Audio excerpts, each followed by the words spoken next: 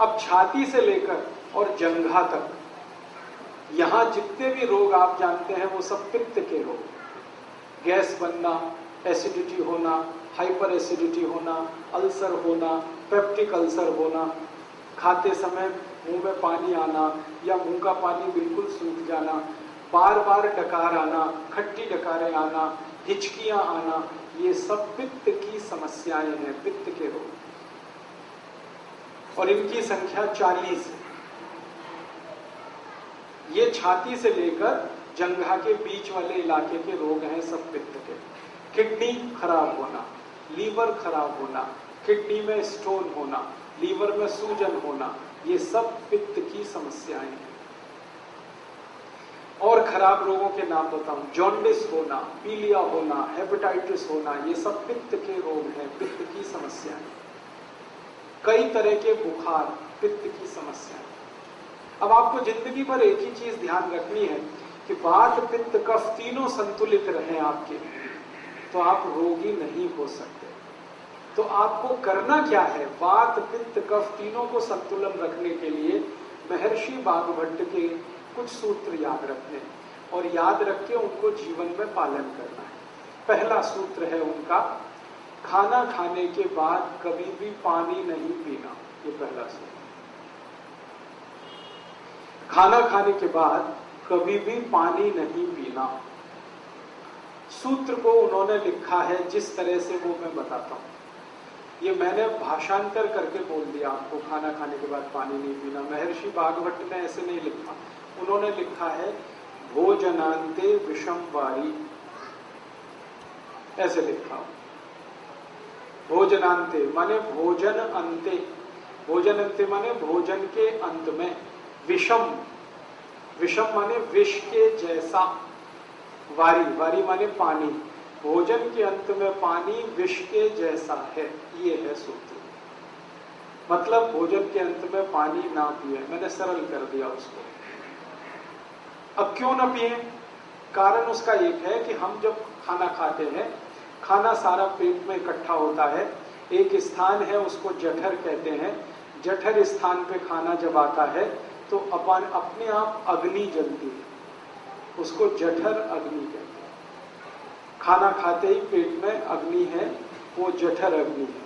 अग्नि जलती है तो खाना पचता है, अग्नि नहीं जलती तो खाना नहीं पचता। तो आपने खाना खा लिया, पेट में अग्नि जली, अग्नि ने जैसे ही जलना शुरू किया आपने पानी पी लिया और खूब ठंडा पानी पी लिया, चिल्ड वाटर, फ्रिज से निकाल के बोतल गटक ली। अब क्या होगा? अग्नि बुझ गई। अग्नि बुझ गई तो खाना नहीं पचेगा, तो खाना सड़ेगा और सड़ा हुआ खाना 103 बीमारियां पैदा करेगा। सबसे ज्यादा बीमारियां इसी में आती हैं। इसलिए वाग्भट जी ने पहला सूत्र ये लिखा, भोजनांते विषम वारी, खाने के बाद पानी नहीं पीना। दूसरा नियम है, पानी जब भी पिए घूंट भर के पिए, सिप करके पिए। जैसे चाय पीते हैं, जैसे कॉफी पीते हैं, गर्म दूध पीते हैं, ऐसे पानी पिए। ऐसे कभी भी पानी ना पिए, गिलास लगाया और लगातार पिया, ये गलत तरीका है। पानी पीने का तरीका है, एक घूंट पिया, थोड़ी देर रुकें, एक घूंट पिया, फिर रुकें, फिर पिया, फिर रुकें, फिर ऐसे पानी पिए। इसका क्या लाभ है? मुंह में आप जानते हैं लार बनती है। ये लार जो है ना, पेट के तेजाब को शांत रखती है। पेट का जो तेजाब है ना वो एसिडिक है विज्ञान की भाषा, और मुंह की लार जो है वो एल्कलाइन है, क्षारीय है। तो ये क्षार है, यहाँ अम्ल है, अम्ल और क्षार मिले तो एक दूसरे को न्यूट्रल करते हैं। तो मुंह की लार बार बार पेट में जाए ताकि पेट का तेजाब शांत रहे, इसके लिए कहा गया घूंट घूंट पानी पिए, थोड़ा थोड़ा करके पानी पिए। ठीक है। आयुर्वेद में कहा जाता है कि जिनके पेट का अम्ल शांत रहता है, तेजाब शांत रहती है, उनको जिंदगी में रोग नहीं आते कभी।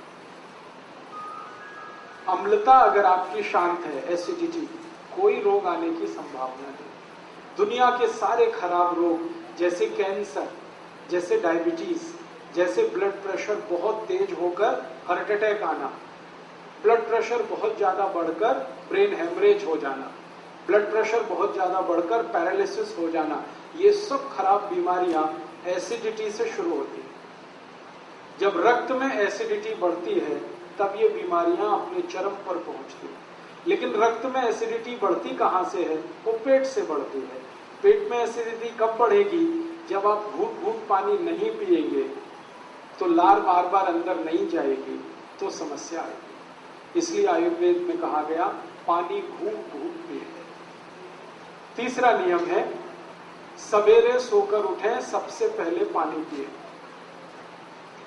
वहां स्वामी जी का आपने सुना होगा व्याख्यान, तो ऊषापान की बात वो करते हैं। ऊषापान का मतलब यही है उठते ही पानी पीना। हालांकि ऊषापान का सही अर्थ है सवेरे 4:30 बजे उठकर पानी पीना, क्योंकि ऊषा का वही समय है।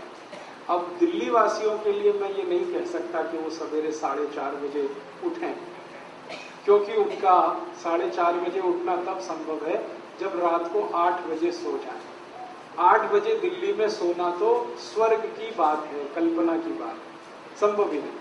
इसलिए मैं कहता हूं जब उठें तो पहले पानी पिए। आपकी जब दिन हो जाए, जब सवेरा हो जाए, उठते ही पानी पिए, कम से कम 3 गिलास, बिना प्यास के, घूंट घूंट भर के। कोई कहेगा हमें प्यास नहीं लगती, तो भी पीना ही है, ये तो घूंट घूंट भर के। इस पानी का फायदा, सबसे बड़ा फायदा इसका ये है, रात को आप सो गए, सोने के बाद मुंह में लार बनी, वो जमा है, घूंट घूंट पानी पी लेंगे, सब लार नीचे चलेंगे। दूसरा फायदा, उठते ही आप पानी पिएंगे तो पानी सारा बड़ी आंत में जाएगा। बड़ी आंत में मल फंसा रहता है, लार्ज इंटेस्टाइन में, तो मल को बाहर निकालेगा। जैसे ही पानी मल को निकालना शुरू करेगा, प्रेशर एकदम बनेगा आपको, आप तुरंत टॉयलेट में जाएंगे और 5 मिनट में फ्रेश होकर वापस आएंगे। तो आपको मैं जो समझाना चाहता हूं वो ये कि शरीर ठंडा मत होने दीजिए, इसको गर्म रखिए। तो ठंडा शरीर ना हो इसके लिए ठंडा पानी मत पीजिए, नहीं तो क्या होगा, ठंडा पानी बार बार पीते रहेंगे, शरीर में तकलीफें शुरू होंगी। उसकी सबसे बड़ी तकलीफ क्या होती है कि जब बहुत ठंडा पानी आप पी लेते हैं तो शरीर का जो पेट है वो पानी को गर्म करता है। पानी को गर्म करने में पेट को एनर्जी चाहिए, ऊर्जा चाहिए, और वो ऊर्जा ब्लड में से ही आ सकती है, खून में से आ सकती है, और खून को फिर सारे शरीर से पेट की तरफ दौड़ना पड़ेगा, तब पानी गर्म होगा। शरीर का सारा खून पेट में जाने लगे तो बाकी अंगों को खून की कमी पड़ जाएगी, और वो खून की कमी हमेशा के लिए कोई डैमेज कर जाएगी। इसलिए आयुर्वेद कहता है कभी भी ठंडा पानी गलती से भी ना पिए।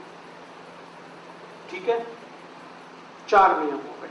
5वां नियम है हमेशा खाना खाएं तो चबा चबा कर खाएं। इतना चबाएं जितने आपके दांत। दांत आपके 32 हैं तो 32 बार चबाएं, ताकि अच्छे से लार मिलकर अंदर जाए और अच्छे से खाना पचे। इसके बाद 6वां नियम है कि खाना जब भी खाएं तो जमीन पर बैठ के खाएं।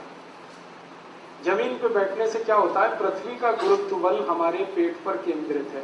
पेट की नाभि पर गुरुत्वाकर्षण होने से नाभि चार्ज है, नाभि के पड़ोस में जठर है, वो चार्ज है, जठर के चार्ज होने से अग्नि तेज होगी, खाना जल्दी पचेगा। इसलिए बैठ के खाएं। उसके आगे का 7वां नियम है दोपहर को जब आप खाना खाएं तो आराम जरूर करें, कम से कम 48 मिनट, क्योंकि दोपहर को खाना खाते ही हमारे शरीर का ब्लड प्रेशर बढ़ता है। एक तो सूरज की धूप होती है दोपहर को, और अंदर की गर्मी, दोनों मिलाकर ब्लड प्रेशर बढ़ता है। बीपी बढ़ेगा तो आराम ही करना पड़ेगा, काम नहीं कर सकते। तो दोपहर का खाना खा के आराम करें। सबसे अच्छे आराम करने की मुद्रा होती है लेफ्ट साइड में लेटना, बाईं तरफ करवट लेके लेटना, इसको वाम कुक्षी कहते हैं।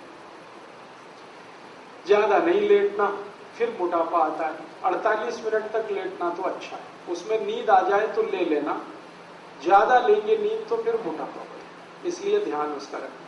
इसकी आगे का 8वां नियम है कि रात को खाना खाने के 2 घंटे तक आराम नहीं करना, 2 घंटे बाद ही करना।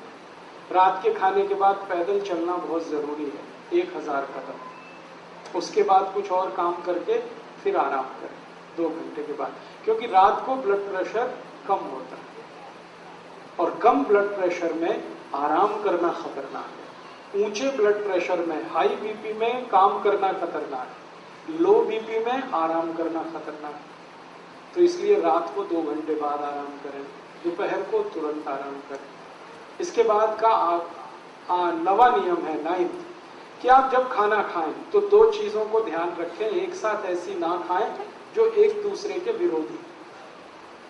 ठंडा गरम साथ में ना खाएं, दूध और दही साथ में ना खाएं, उड़द की दाल और दही साथ में ना खाएं, खट्टे फल और दूध साथ में ना लें, कटहल की सब्जी के साथ दूध ना खाएं, कच्ची प्याज खा रहे हैं तो दूध नहीं खाएं, दही में नमक डाल के ना खाएं, हमेशा दही में मीठी चीज डालें। ये आपको थोड़ा झटका लगेगा, ये क्या बोल दिया, दही में नमक ना खाएं, क्योंकि रायता तो बिना नमक के बनता नहीं है। बात ऐसी है कि ये जो दही है ना, ये जीवाणुओं का घर है। अगर आप लेंस लगा के देखेंगे तो दही में लाखों जीवाणु होते हैं। हम लोग अंग्रेजी में उनको लैक्टोबैसिलाइज कहते हैं।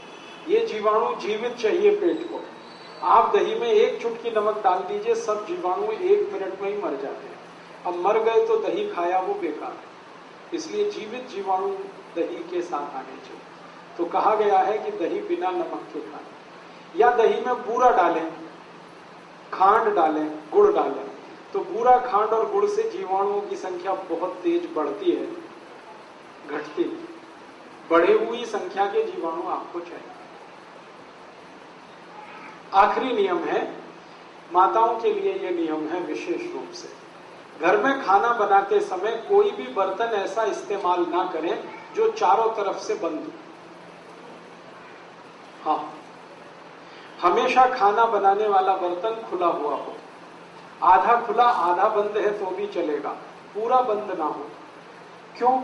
बाहर की हवा खाने को बनाते समय अंदर प्रवेश करनी जरूरी है। भागवत जी ने कहा कि भोजन को पकाते समय सूर्य का प्रकाश या पवन का स्पर्श, दोनों में से कोई एक चीज आवश्यक है।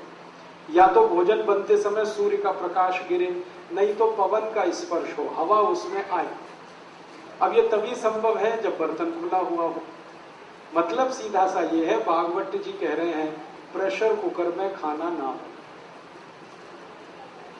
अब प्रेशर कुकर भागवत जी के जमाने में नहीं था, लेकिन नियम उन्होंने तभी लिख दिया। उनको शायद ये अंदाजा था कि ये आदमी किसी न किसी दिन बना लेगा इसको। अब ये बात मैंने मजाक में कही, लेकिन ये बड़ी गंभीर बात है। ये प्रेशर कुकर का चक्कर बड़ा खराब है। आप जानते हैं प्रेशर कुकर एल्यूमिनियम का है। एल्यूमिनियम दुनिया का सबसे खराब मेटल है, धातु है, खाना बनाने के लिए और पकाने के लिए। मैंने एक सर्वे किया था आज से 10 साल पहले कि गरीबों को सबसे ज्यादा अस्थमा, दमा और टीबी क्यों होती है गरीबों को। उस सर्वे का रिजल्ट आया कि सारे गरीब लोग एल्यूमिनियम के बर्तन में खाना बनाते हैं और खाते हैं, यही उनके दमा और अस्थमा का कारण और टीबी का कारण।